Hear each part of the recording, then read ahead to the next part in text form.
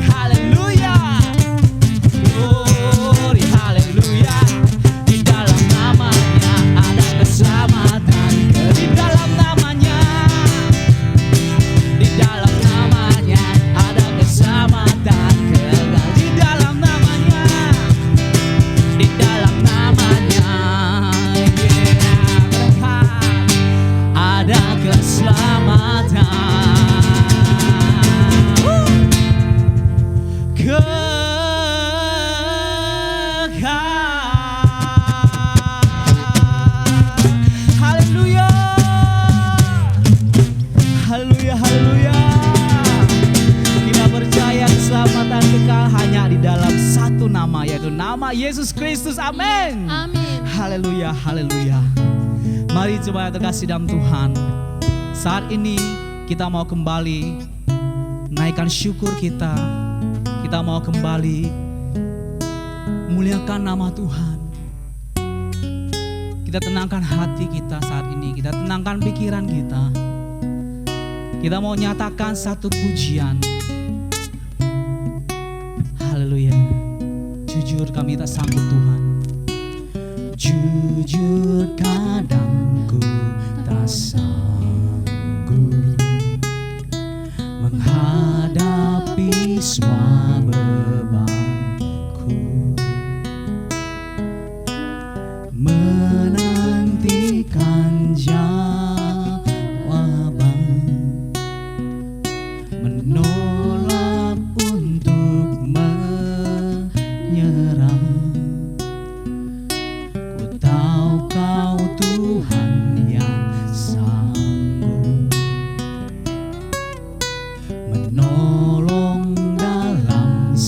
kuasaku. Namun meskipun kau belum, ku kan tetap menyembahmu.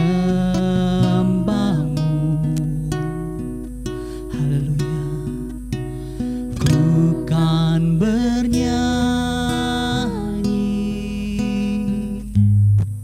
sampai jiwaku percaya, sampai hatiku mendengar lagu pengharapan.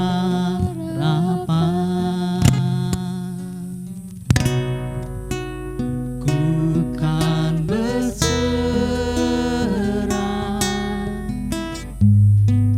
ku tahu aku tak sendiri. Ku yakin kau mengasihiku, bahkan di dalam api pun ku kan menyembahmu. Haleluya Tuhan Yesus. Kami percaya perlindungan Tuhan dimanapun kami berada, apapun yang kami rasakan, apapun yang kami alami Tuhan, kami percaya Tuhan yang ada bersama dengan kami. Haleluya Tuhan Yesus. Segenap hati kami memuji-Mu Tuhan, segenap jiwa kami mau menyembah-Mu Bapa.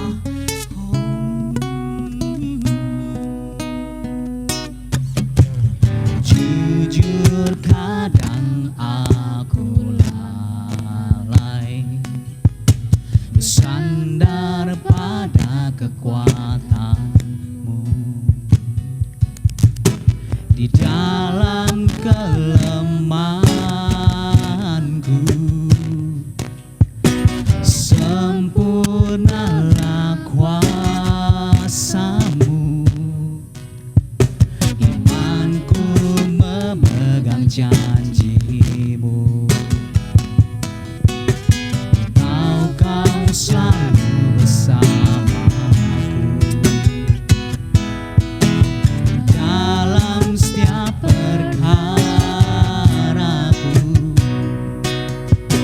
Kaulah damai terangku. Ku kan bernyanyi sampai jiwaku percaya, sampai hatiku mendengar lagu pengharapan.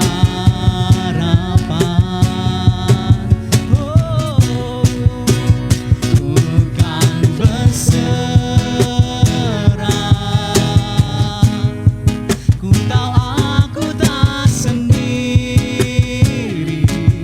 Kami yakin Tuhan, ku yakin Kau mengasihiku, bahkan di dalam api pun ku kan menyembah-Mu. Nyanyi Tuhan, kami kan berserah, ku kan bernyanyi sampai jiwaku percaya, sampai hati kami, sampai hatiku mendengar lagu pengharapan kami Tuhan. Oh, lagu pengharapan. Ku kan berserah,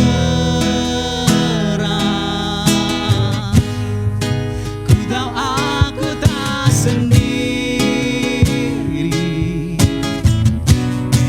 Ku yakin Kau mengasihiku,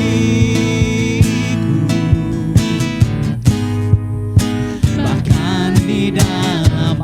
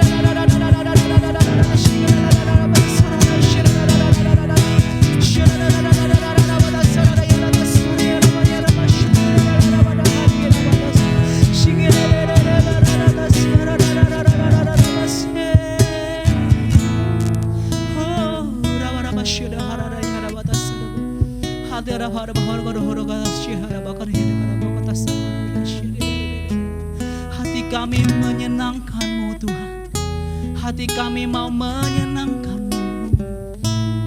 Hati kami berseru, Hosana, Hosana. Menyenangkan-Mu, senangkan-Mu, hanya itu kerinduanku. Menyenangkan-Mu, senangkan hati-Mu, hanya itu kerinduanku. Nyatakan kebesaran Tuhan, kita senangkan Dia. Haleluya. Senangkan-Mu, hanya itu kerinduanku. Menyenangkan-Mu, senangkan hati-Mu, hanya itu kerinduanku. Sekali lagi nyatakan kemuliaan Tuhan, kita senangkan hati Tuhan. Menyenangkan, kami senangkan hati-Mu lewat pujian, lewat sorak-sorai. Haleluya. Senangkan hati-Mu, hanya itu kerinduan, hanya itu kerinduan setiap kami Tuhan. Hanya itu kerinduan, hanya itu kerinduan kami. Hanya itu kerinduanku. Haleluya. Haleluya. Beri kemuliaan untuk Tuhan kita. Haleluya. Haleluya. Haleluya. Haleluya. Yesus Tuhan, kami tidak ingin sampai di sini saja Tuhan. Kami memuji, memuliakan nama Engkau Bapa. Karena Tuhan, kami tahu kami tidak akan bisa membalas begitu besarnya kasih-Mu, pengorbanan-Mu atas hidup kami Tuhan. Saat ini Bapa, saat yang sangat indah, kami mau tenangkan hati, kami mau tenangkan pikiran kami lebih lagi Tuhan Yesus, hanya untuk masuk di dalam firman Tuhan. Berkati firman-Mu Bapa, biarlah firman boleh menolong kami, menopang kami, dan menjadi jalan di dalam hidup kami Tuhan Yesus. Berkati yang bawakan firman Tuhan, berikan hikmat marifat-Mu Tuhan Yesus. Kami serahkan di dalam nama Tuhan Yesus. Kami siap dengarkan firman-Mu. Haleluya. Amin. Shalom, selamat pagi Bapak Ibu, saudara-saudari di dalam Tuhan Yesus Kristus. Kita tetap semangat, tetap berbahagia karena kita sudah dipilih Tuhan. Lu mengasihi kita, mencintai kita, melindungi kita, selalu memberi kita damai sejahtera. Nah, kita masuk dalam doa. Terima kasih Tuhan yang baik, yang luar biasa, selalu berikan kami yang terbaik, supaya kami bisa menikmati firman-Mu yang hidup, supaya kami bisa mendengar suara-Mu yang nyata, supaya hidup kami bisa diubahkan oleh firman-Mu, supaya kami selalu mengikuti dengan perintah-perintah-Mu, supaya kami bisa melakukan sesuai dengan kehendak-Mu. Di dalam nama Tuhan Yesus, sebentar lagi kami akan mendengar sabda-Mu. Berbicara kepada kami, berikan kami ketenangan, kesabaran, bisa mendengar dengan baik dan bahkan sebagai pelaku firman. Di dalam nama Tuhan Yesus kami berdoa. Haleluya. Amin. Oke, Bapak Ibu, saudara-saudari di dalam Tuhan Yesus Kristus. Ya, tema pada pagi ini adalah mengapa kita harus melayani. Ini tema yang saya sampaikan pada hari ini. Jadi apakah manfaat melayani Tuhan? Bapak, Ibu, saudara-saudari dalam Tuhan Yesus Kristus. Jadi manfaat melayani Tuhan itu melayani sama dengan memberi. artinya sebagai sebuah tanda hidup yang berkecukupan. Manfaat melayani Tuhan yang kedua adalah menyatakan kasih Allah kepada semua orang. Yang ketiga, manfaat melayani Tuhan adalah melatih kesabaran diri dan kerendahan hati.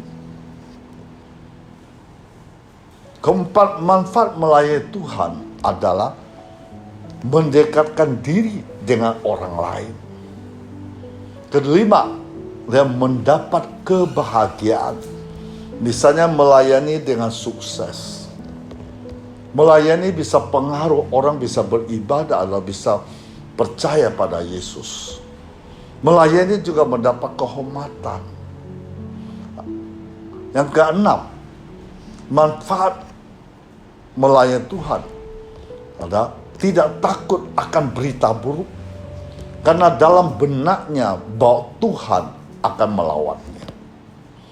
Ketujuh, mendapat berkat rohani maupun jasmani. Itu manfaat pelayanan. Jadi apa sih pelayanan itu? Nah, kita harus mengerti. Terkadang orang banyak terjebak bahwa pelayanan itu harus dilakukan di gereja atau persekutuan mahasiswa Kristen atau persekutuan lembaga pelayanan, lembaga rohani lainnya. Pelayanan dilakukan di gereja atau persekutuan mahasiswa Kristen dan sebagainya itu hanya salah satu bentuk pelayanan saja. Bentuk pelayanan tidak hanya terbatas dalam hal yang tampak berbau rohani.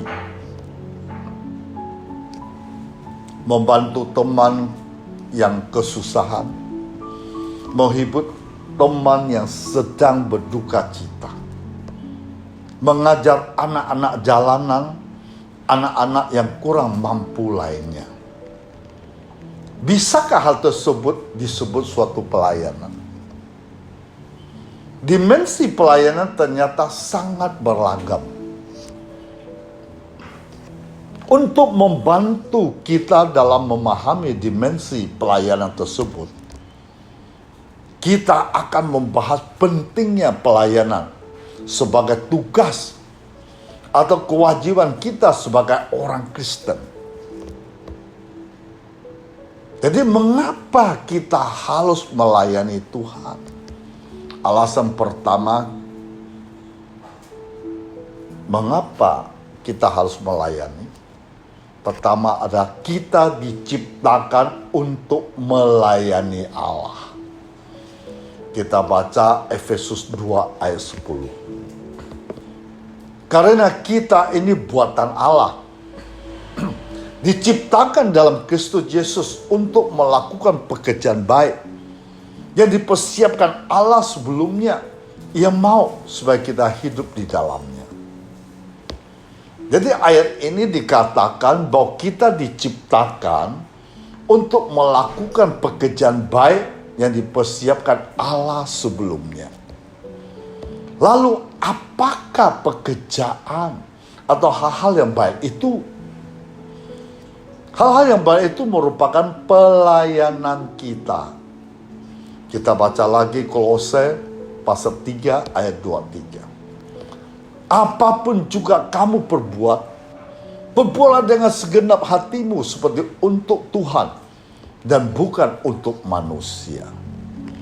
Dan ayat ini juga mengatakan bahwa kapanpun kita melayani orang lain dengan cara apapun, kita sebenarnya sedang melayani Allah. Kita ditempatkan oleh Tuhan untuk hidup di bumi dengan suatu tujuan yang khusus dan mulia, yaitu untuk melakukan pelayanan. Sebelum Allah membentuk kita dalam rahim ibu kita, Allah telah memilih kita, memisahkan kita untuk melakukan pekerjaan khusus. Hal ini difirmankan Allah kepada Yeremia. Nah, kita baca Yeremia 1 ayat 5. Yeremia 1 ayat 5. Sebelum aku membentuk engkau dalam rahim ibumu, aku telah mengenal engkau. Sebelum engkau keluar dari kandungan, aku telah menguduskan engkau. Aku telah menetapkan engkau menjadi nabi bagi bangsa-bangsa.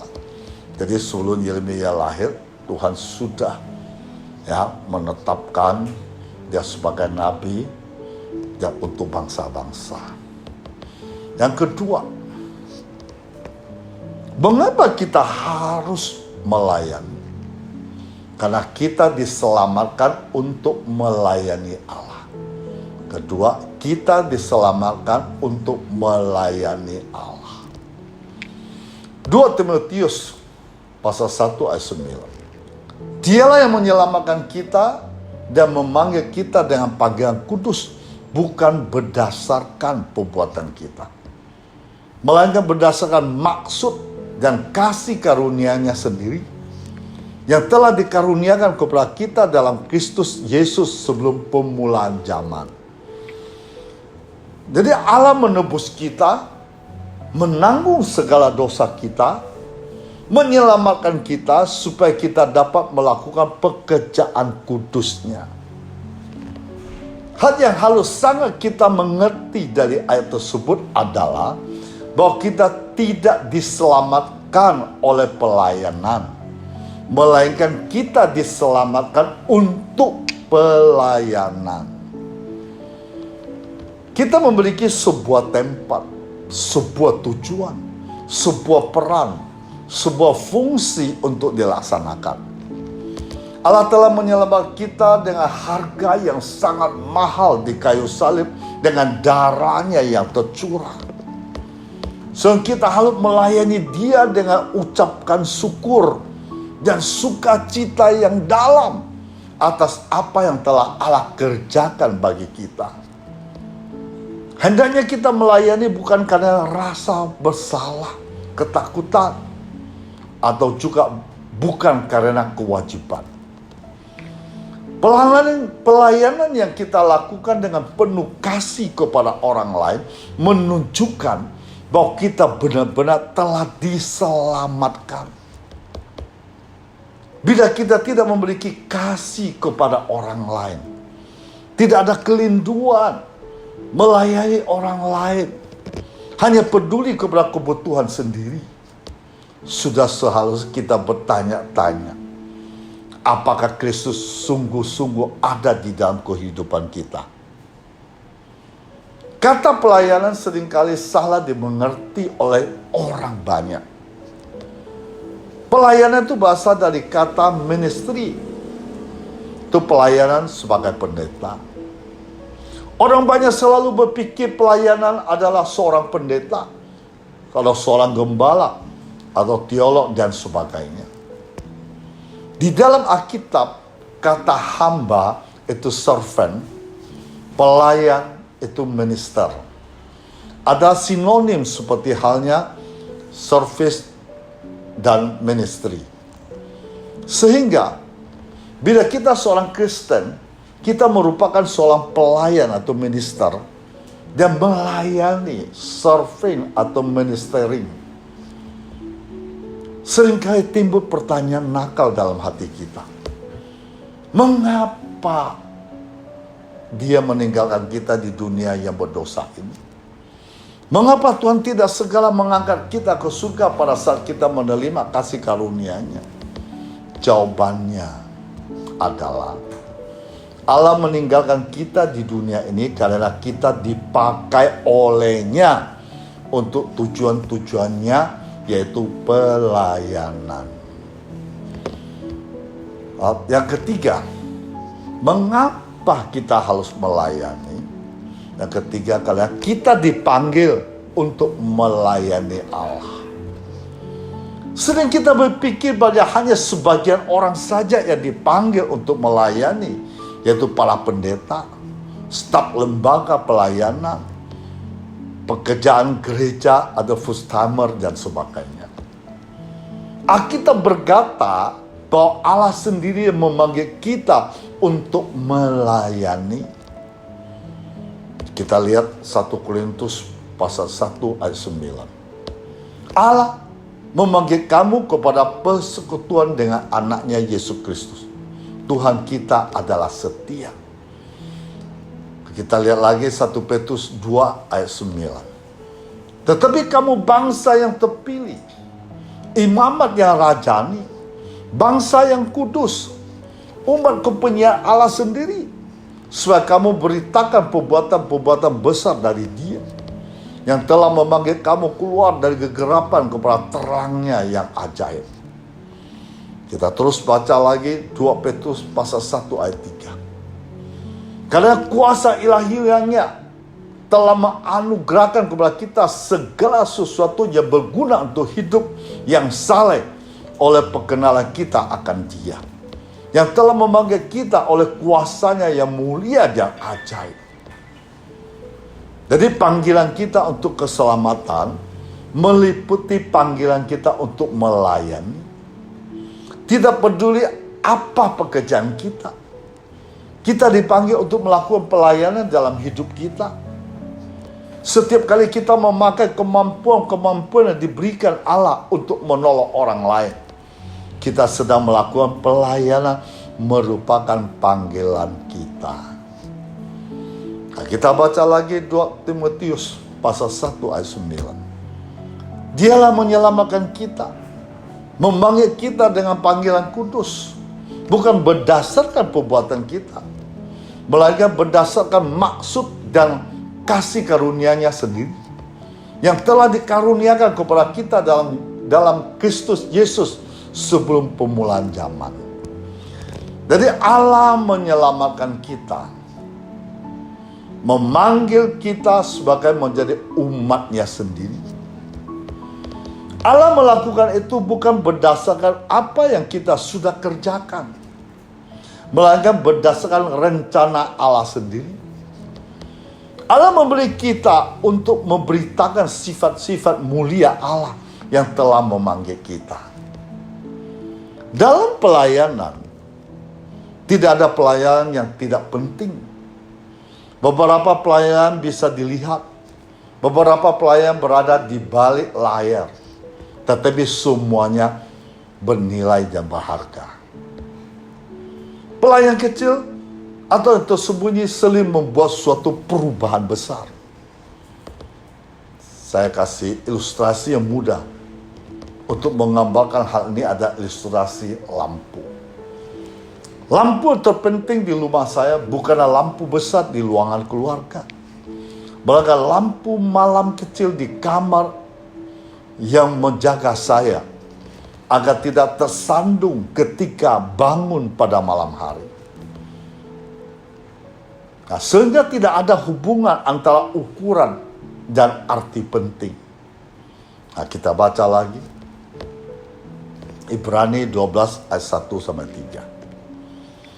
Karena kita mempunyai banyak saksi, bahkan awan yang mengelilingi kita, mari kita menanggalkan semua beban dan dosa begitu melintangi kita. Berlomba dengan tekun dalam perlombaan yang diwajibkan bagi kita. Mari kita melakukan dengan mata tertuju kepada Yesus yang memimpin kita dalam iman, membawa iman kita itu kepada kesempurnaan. Dengan mengabaikan kehinaan, tekun memikul salib ganti sukacita disediakan bagi Dia yang sekarang duduk di sebelah kanan tata Allah. Ingatlah selalu akan Dia. Tekun menanggung batahan sehebat itu terhadap dirinya dari pihak orang-orang berdosa, supaya jangan kamu menjadi lemah dan putus asa. Paling tidak ada 2 langkah. Pertama, untuk siapa kita melayani? Ayat 2. Tidak ada pelayanan yang kecil atau besar di hadapan Tuhan. Segala sesuatu kita lakukan untuk Tuhan berharga di mata Tuhan. Kedua, buanglah pandangan yang salah terhadap saudara seiman. arahkanlah pandangan kita hanya kepada Tuhan Yesus Kristus. Jadi ayat 3 menekankan bahwa kita soyoyanya mengingat pengorbanan Yesus agar kita tidak menjadi lemah dan putus asa. Setiap pelayanan, hal apa yang kita takutkan ketika kita akan melakukan pelayanan? Banyak ketakutan, banyak kegelisahan, banyak lagi kekhawatiran bercampur dalam hati dan pikiran kita. Pentingkah pelayanan itu? Sudah berapa banyakkah waktu, tenaga, pikiran yang kita habiskan untuk melakukan pelayanan untuk orang lain? Atau waktu, tenaga, pikiran kita seringkali kita habiskan untuk memikirkan diri kita sendiri. Nah, kita lihat Markus 8 ayat 35. Karena siapa mau menyelamatkan nyawanya, ia akan kehilangan nyawanya. Tetapi barang siapa kehilangan nyawanya karena aku, karena Injil, ia akan menyelamatkannya. Jadi Yesus berkata, jikalau kalian mempertahankan nyawa, kalian akan kehilangan nyawa. Jikalau kalian kehilangan nyawa demi aku dan demi berita kesukaan, kalian akan mendapat menikmati hidup yang sesungguhnya. Jika kita tidak melayani, kita hanya ada karena kehidupan dimasukkan untuk pelayanan. Allah ingin agar kita belajar mengasihi, melayani sesama tanpa mementingkan diri sendiri. Allah ingin memakai kita membuat perubahan di dunianya. Dia ingin bekerja melalui kita. Yang penting bukanlah jangka waktu berapa lama kita hidup, melainkan sumbangsinya. Bukan berapa lama kita hidup, melainkan bagaimana kita hidup. Apalagi alasan kita untuk tidak melakukan pelayanan. Alasan apa yang akan kita gunakan? Ingat, Tuhan ingin memakai kita bukan berdasarkan kita hebat, bukan kita kuat, bukan kita mampu, bukan kita pintar, bukan kita punya kewibawaan. Saya memberi contoh, orang-orang dipakai Tuhan. Seperti Abraham berusia tua, Yakub tidak kokoh, Musa gagap, Gideon miskin, Daud melakukan perselingkuhan, menghadapi segala jenis permasalahan keluarga. Elia mau bunuh diri, Yeremia hilang semangat, Yunus enggan, Petrus seorang pemarah, Marta banyak kekhawatiran, Sakeus tidak dikenal, Thomas punya keraguan, Paulus memiliki kesehatan yang buruk, Timotius seorang pemalu.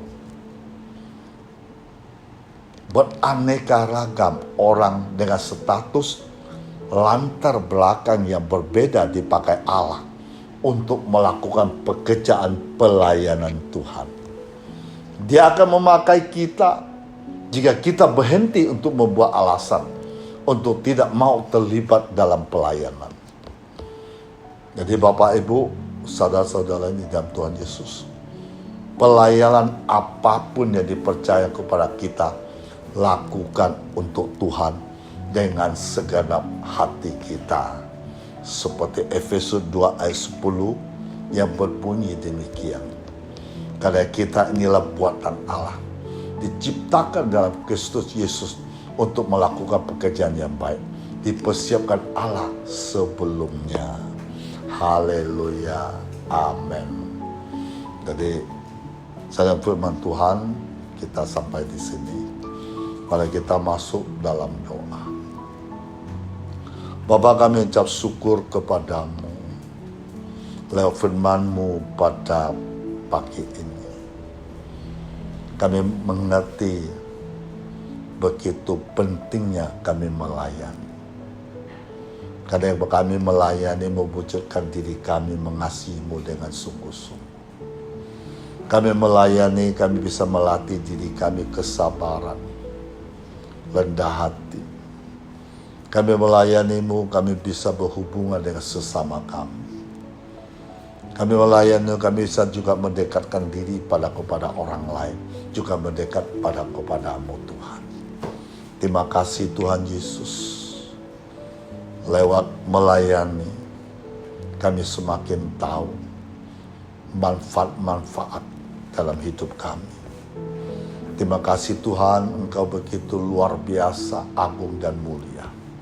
Engkau tak terbatas, Engkau mau memakai kami orang terbatas. Kami merasa bangga ketika kami dipilih untuk sebagai pelayan. Terima kasih Tuhan Yesus. Pada saat ini Tuhan Yesus, hamba memohon, Engkau ulurkan tangan-Mu yang perkasa, yang penuh otoritas, yang penuh kuasa. Lewat live streaming ini, Engkau melihat banyak orang haus, lapar pada firman.